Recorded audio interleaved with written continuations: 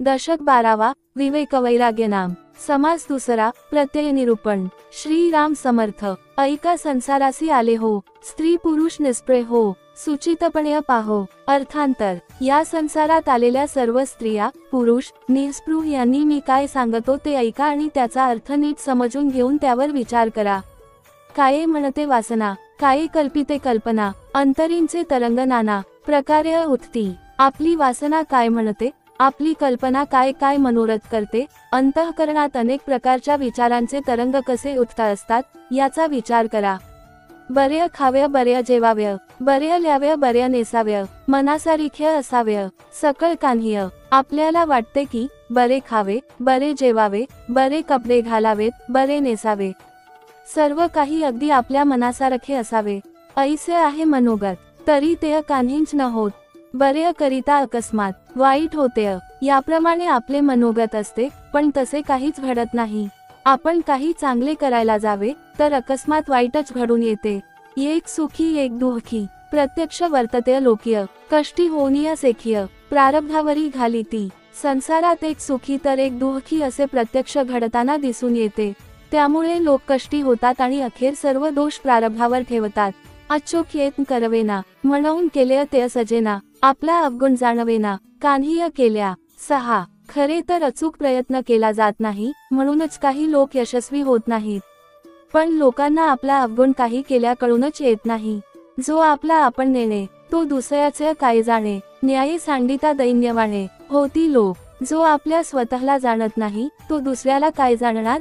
न्याय मार्गाने जाणे सोडल्यामुळे लोक दैन्यवाणे जिणे जगत आहेत।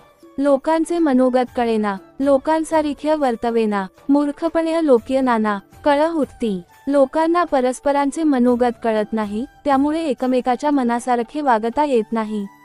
त्यामुळे मूर्खपणामुळे लोकांच्या मध्ये नाना प्रकारचे कलह निर्माण होतात।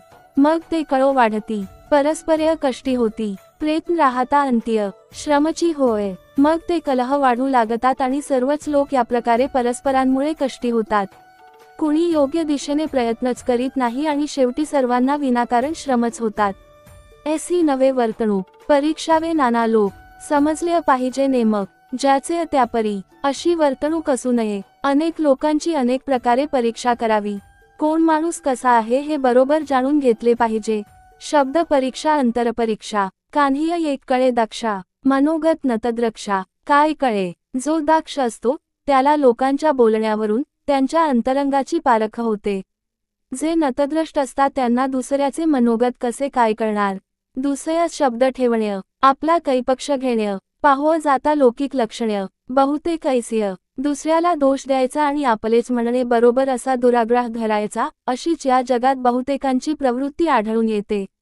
लोकीय बरे म्हणाया कारण्य, भल्यास लागते सोसण्य, न सोसिता भंडवाण्य सहजची होये। ज्याला लोकांनी आपल्याला चांगले म्हणावे असे वाटत असेल त्याने लोकांचे बोलणे वागणे सहन करायला हवे। ते जर सोसले नाही तर सहजच फजिती होते।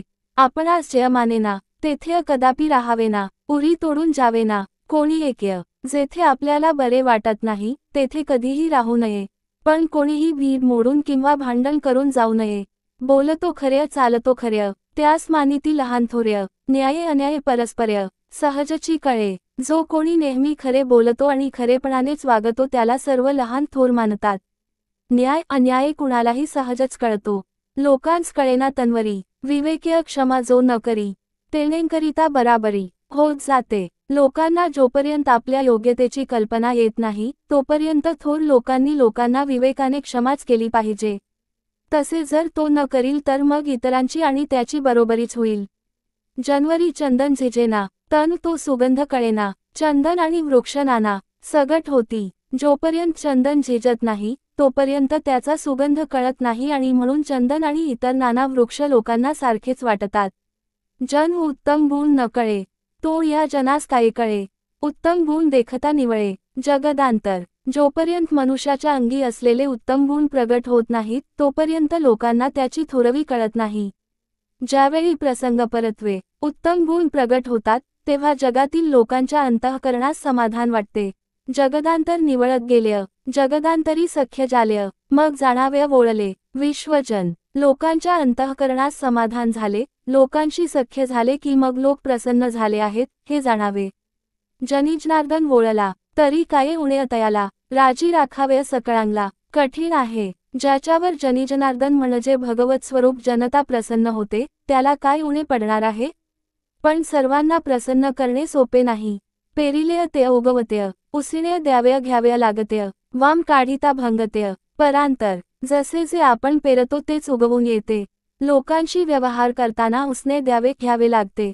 पण म्हणून आपण जर कोणाचे वाम काढले तर त्याचे अंतःकरण दुखावले जाते. लौकिकीय बरेपण केलेय, तेने सौख्य वाढलेय, उत्तरासारिखे आलेय. प्रत्युत्तर, लोकांशी आपण चांगले वागलो तर आपले सुख वाढते. आपण जसे उत्तर द्यावे त्याप्रमाणे आपल्याला प्रत्युत्तर मिळते. हेय अवघेय आपणांपासिय, येथेय बोल नाहीय जनासी, शिकवावे आपल्या मनासी, क्षणक्षणा. म्हणून त्याचा उपाय आपल्याच हातात असतो.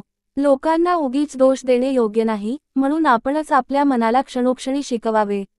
खळ दुर्जन भेटला, क्षमेचा धीर बुडाला, तरी मोनेंची स्थळत्याग केला. पाहिजे साधकेय, समजा एखाद्या अत्यंत दुर्जनाशी गाठ पडली आणि क्षमा करणे अगदी अशक्य झाले, तर गुपचूप न बोलता साधकाने ते स्थळ सोडून निघून जावे. लोक नाना परीक्षा जाणती, अंतरपरीक्षा नेणती, तेणे प्राणी करंटे होती. संदेह नाहीय, लोक अनेक प्रकारे परीक्षा करणे जाणतात, पण त्यांना दुसऱ्याच्या अंतःकरणाची पारख करता येत नाही. म्हणूनच माणसे भाग्यहीन ठरतात, यात शंका नाही. आपणास आहे मरण, म्हणून राखावे बरेपण. कठीण आहे लक्षण विवेकाचे. आपण आज ना उद्या मरणार आहोतच हे जाणून सर्वांशी भलेपणाने वागावे. या प्रकारचा विवेक करणे कठीण आहे, हे मात्र खरे. थोर लहान समान, आपले पारिखे सकळ जन, चढते वाढते सनेधान, करिता बरेय. आपल्यापेक्षा लहान असणाऱ्यांशी, मोठे असणाऱ्यांशी किंवा समवयस्क असतील त्यांच्याशी, तसेच आपले व परके अशा सर्वच लोकांशी उत्तरोत्तर वाढत्या प्रेमाचे संबंध असावेत हे बरे. बरेय करिता बऱ्या होतेय, हेय तोंड प्रत्ययास येतेय. आता पुढे सांगावेतेय, कोणास काय. आपण लोकांचे बरे केले की त्यायोगे आपलेही बरेच होते, ही तर अनुभवाची गोष्ट आहे. आता यापुढे आणखी कोणाला काय सांगावे बरे. हरिकथा निरूपण, बरेपणेय राजकारण, प्रसंग पाहिल्याविण, सकळ खोटेय. नित्य हरिकथा आणि अध्यात्मनिरूपण करीत असावे. प्रसंग पाहून चांगुलपणाने राजकारणही करावे. प्रसंगानुसार विवेकाने वागलो नाही तर सर्वच व्यर्थ ठरते. विद्या उदंडची शिकला, प्रसंगमान चुकतची गेला, तरी मग तये विद्येला कोण पुसे. एखाद्याने खूप विद्या संपादन केली, पण योग्य वेळी त्याला विद्येचा उपयोग करता आला नाही, तर ती विद्या व्यर्थ होय. इति श्रीदासबोधे गुरुशिष्य संवादे प्रत्ययनिरूपण नाम समास दुसरा. जय जय रघुवीर समर्थ.